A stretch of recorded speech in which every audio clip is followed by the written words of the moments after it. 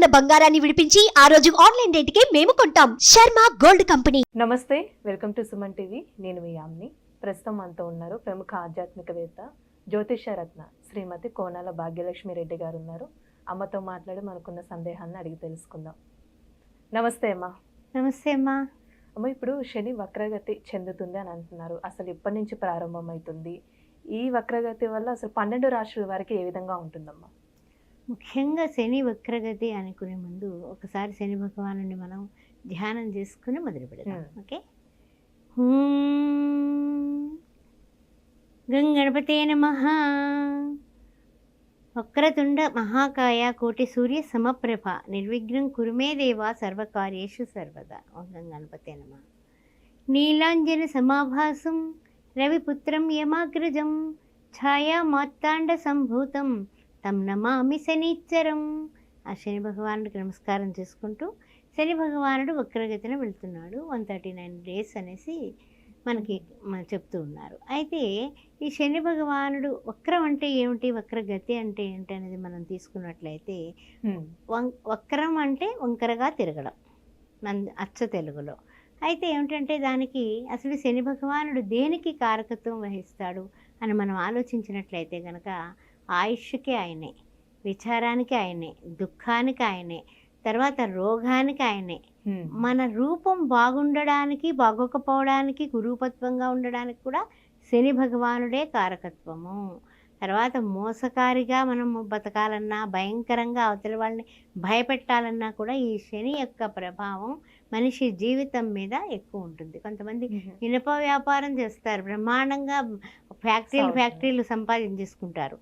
కొంతమంది ఓన్లీ నూనె అమ్ముతారు, ఇంక వేరే ఏమీ అమ్మరు. వాళ్ళ పేరు నూనె ప్లస్ అనేసి ఆయిల్ వాళ్ళని ఏదో పిలుస్తూ ఉంటారు మర్చెంట్స్. ఎందుకని అంటే ఏంటి, శని కటాక్షం బాగుంది. కొంతమంది ఓన్లీ వైన్ షాపులే పెడతారు, మద్యపానం అనేది విక్రయిస్తూ ఉంటారు. అవన్నీ కూడా ఎందుకంటే వాళ్ళకి దానిలో అది కూడా శని భగవానుడి యొక్క దయ. అంటే ఏమిటంటే ఏమైతే కష్టాలు, నష్టాలు, బాధలు, బెంగల్ అన్నీ ఉంటాయో అలాగే సుఖాలు, ఆ సుఖాల్లో ఏ ఏ వ్యాపారాలు ఈ శని భగవానుడు కటాక్షం అంటే లాభిస్తాయో కూడా మనం ఇక్కడ తెలుసుకోవాల్సిన విషయం.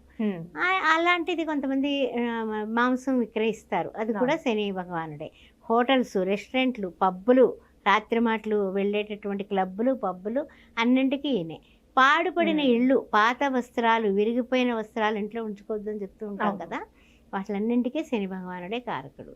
అందువల్ల మకరం, కుంభం కూడా ఆయన ఆధిపత్యం సాధిస్తూ ఉంటాడు. ఆయనకి ఏంటంటే జూదం ఆడే వాళ్ళలో శని భగవానుడు వెళ్ళి కూర్చుంటాడు. అయితే కుబేరులన్నా అవుతారు, లేదా పాతాళానికి వెళ్ళిపోయేటట్టు చేస్తాడు. సరే, ఇంత బాగుంది కదా, మరి అష్టమాధిపతిగా శని భగవానుడు ఉన్నాడు. మరి ఈ శని భగవానుడికి అష్టమాధిపతిగా ఉన్నాడు అనుకోండి, వాళ్ళకి ఏంటంటే కష్టాలు, నిష్ఠూరాలు, మరణం ఇలాంటివి కూడా తొందరగా సంభవించే యోగం ఉంది. కాబట్టి శని అంటే అమ్మో శని, లేకపోతే ఎవరైనా జిడ్లా పట్టుకున్నారనుకోండి, శనిలా పట్టుకున్నావు, ఇలాంటి మాటలు మనకు వాడుకగా వచ్చేసాయి. అలాంటి ఈ యొక్క శని భగవానుడు వెనక్కి వెళ్ళి ముందుకు రావడం కానీ, తర్వాత ఇంకేంటంటే కొంతమంది పౌరుషం లేకుండా ఉంటారు. ఏంటి అసలు పౌరుషం లేదు, ఎన్ని మాటలన్నా సరే ఎంతే వచ్చి కూర్చుంటున్నాడు, అలా తిడుతూ ఉంటాం కదా, వాటిలన్నింటికీ కూడా శని యొక్క ప్రభావం కనబడుతూ ఉంటుందా. అయితే ఏంటంటే కనుక ఒక్క పనికి 3 సార్లు హార్డ్ వర్క్ చేస్తే తప్ప సక్సెస్ అవ్వలేరు. ఇది కూడా శని యొక్క ప్రభావమే. ఈ శని ప్రభావ కారకత్వాలు మనం చెప్పుకున్నాం కదా, ఇంకా మనం విషయంలోకి వెళ్ళిపోదాం. 12 రాశుల వారికి శని భగవానుడు వలన కలిగేటటువంటి శుభ లేకపోతే ఏమైనా కష్టాలు పెడతాడా, ఏ రాశుల వారికి ఎలా ఉండబోతోంది అనే విషయాన్ని మనం ఇప్పుడు పరిశీలిద్దాం. అమ్మ, ఇప్పుడు శని వక్రగతి వల్ల తులారాశి వారికి ఏ విధంగా ఉండొచ్చమ్మా? తులారాశి వారికి శని వక్రగతి వలన కొన్ని ఏంటంటే కనుక సంతాన విషయం బాగానే ఉంటుంది. ఇది శని భగవానుడు, శుక్రుడు కూడా, రాశ్యాధిపతి శుక్రుడు కూడా ఫ్రెండ్స్. అందువల్ల పెద్దంత అనుకున్నంత ఇబ్బందులు ఏమీ వీళ్ళకి ఉండవు. కొంచెం చిన్న ఇబ్బందులు మాత్రమే ఉంటాయి.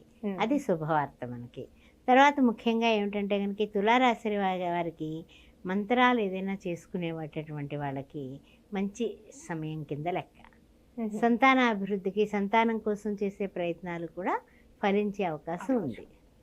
తర్వాత ఏంటంటే కనుక ప్రేమలు తర్వాత ఏమో ఏదన్నా సరే ఆ రంగంలో ప్రేమించి పెళ్లి చేసుకుందాం అనుకునే వాళ్ళు, కొంచెం ప్రేమలో ముందుకు వెళ్ళి ఆ తర్వాత ఇద్దరి మధ్య ఏదైనా చిన్న చిన్న క్లాషెస్ వచ్చిన వాళ్ళు, అలాంటి వాళ్ళకి కొంచెం ఏంటంటే కనుక కాస్త స్లో అవుతారు.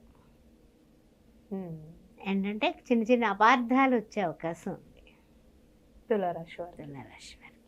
తర్వాత ఏంటంటే క్రియేటివిటీ రంగంలో ఉన్న వాళ్ళు కూడా కొంచెం అంటే ఏంటంటే ఏదో ఒకటి కొత్తది మనం క్రియేట్ చేయాలి, మీడియా రంగంలోనే అది కూడా చేస్తూ ఉంటారు కదా, అలాంటి వాళ్ళు కూడా కొంచెం స్లో అయ్యేటటువంటి 139 రోజుల్లో కాస్త వాళ్ళ క్రియేటివిటీ సక్సెస్ రేటు తగ్గుతుంది. ఆ విషయం కొంచెం జాగ్రత్తగా ఉండాలి. దీని తర్వాత హెల్త్ మాత్రం ఎప్పుడు కూడా హెల్త్ ఈజ్ వెల్త్ అంటాం కదా, హెల్త్ ఎప్పటికప్పుడు చెకప్ చేయించుకుని ఏదైనా చిన్నదైనా సరే ముందు వెళ్ళే ట్యాబ్లెట్లు కాదు, ఇంజెక్షన్ చేయించుకొని దాన్ని తొలగించుకోవాలి. అనారోగ్య పరిస్థితులని ఎదుర్కొనే పరిస్థితులు ఉంటాయి.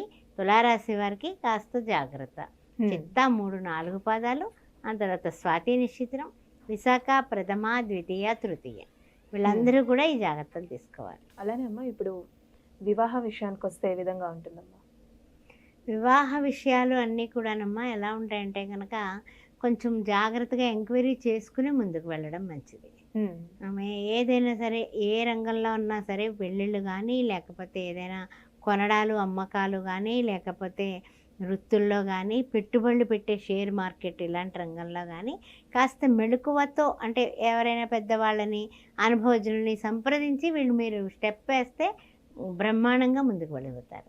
ఫస్ట్ స్టెప్ వేయడానికి మాత్రం కరెక్టా కాదా, అవునా కాదా, మనకి ఇది బాగానే సూటబుల్ అవుతుందా, మనకు కలిసి వస్తుందా, ఏదైనా స్థలాలు కొనుక్కుని భూములు అవి కొన్నా, లేకపోతే రియల్ ఎస్టేట్ రంగం వాళ్ళు కానీ కొంచెం జాగ్రత్తగా అడుగు వేయడం మంచిది. అంటే ఏంటి, 1కి 2 సార్లు ఆలోచించండి అంతే, అంతకన్నా ఏం లేదు. మోసపోయేటటువంటి అవకాశాలు లేవు, కానీ మోసపోతారేమోనని ముందు జాగ్రత్త చర్య ప్రతి మనిషికి కావాలా.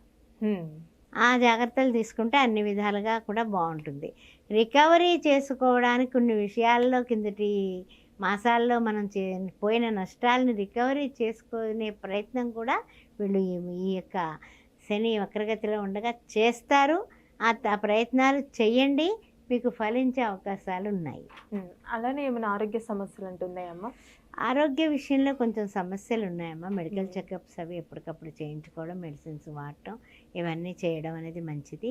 తర్వాత ఏంటంటే ఏ విషయంలో అయినా సరే మీరు చేసే ప్రతి ప్రయత్నం ఫలించాలంటే, ముఖ్యంగా సంతానం కావాలని కోరుకునే వాళ్ళు తప్పనిసరిగా మంత్ర బలంతో మీకు సంతానం విషయంలో బలం చేకూరుతుంది. అంటే ఏంటంటే కనుక మననాత్రాయితే మంత్ర అంటారు కదా, అందువల్ల ఏదో చిన్న మంత్రమో పెద్ద మంత్రమో ఎక్కడొక్కడ మీరు ఉపదేశం తీసుకుని, లేకపోతే ఏ ఉపదేశం అవసరం లేనటువంటి మంత్రాలు కొన్ని ఉంటాయి, అవి కానీ రోజు నిత్యస్మరణం, భగవంతుడిని నిత్యస్మరణం చేస్తే తులారాశి వారికి అద్భుతమైనటువంటి అదృష్టం పట్టుపోతుంది. ఓం ద్రాం దత్తాత్రేయాయ నమః, అది గురువు యొక్క అనుగ్రహం కావాలి కదా మరి, అందుకనే గురుగ్రహ అనుగ్రహం కావాలంటే తులారాశి వాళ్ళు ఆ యొక్క ఓం ధ్రాం దత్తాత్రేయాయ నమః అనే మంత్రాన్ని చేసుకోవడం, గానుగాపూర్ వెళ్ళి గురు దర్శనం చేసుకోవడం, గురు పాదుకా దర్శనం, నరసింహ సరస్వతి అయినటువంటి ఆ మహానుభావుని యొక్క పాదుకలు దర్శనం చేసుకొని రావడం వల్ల కూడా మీకు ఆటంకాలన్నీ తొలగిపోతాయి. మంచి పరిహారం తెలియజేశారమ్మా, ధన్యవాదాలు మీకు. ఓం శ్రీ మాత్రే నమః.